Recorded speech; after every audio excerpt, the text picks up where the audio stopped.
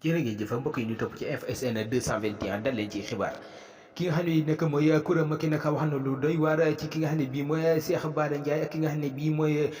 Serigne Mbaye MC Niass ndax ki nga xam ne bii moom mooy Coura Macky dem na ba sax ne ki nga xam ne bii mooy Cheikh Bara Ndiaye bu ma tasee ak moom ballu pistolet lay dóor ci bopp bi. mu nekk nag ay menaces yoo xam ne bii kii di Coura Macky def na ko jëmale ci ki nga xam ne bii moom mooy Cheikh Bara Ndiaye dikk na ci ki nga xam ne bii tamit mooy Baye Mbaye MC Niass nee na kooku ne Baye Mbaye MC Niass nee na nekkul ab sëriñ benn ab waga rek la doon nee na sax li nga xam ne bii moom la yor ci ay audio xam ne bii moom la doon wax ak ki nga xam ne bii mooy Baye Mbaye MC Niass di ko tegal ñi nga xam ne bii ñooy suñu naataango yi nga xam ne bii ñoom ñoo fa teewoon ne ki nga xam ne bii mooy Baye Mbaye MC Niass daf ko wax ne ko bu ma wàcc mais nag wax ji daal daanaka dafa taqu suuf ndax la nga xam ne bii moom la Baye Mbaye MC Niass wax ca wax jooju daal daanaka boo xoolee bokkul ak li nga xam ne bii noonu la ko kii di Coura Macky waxee.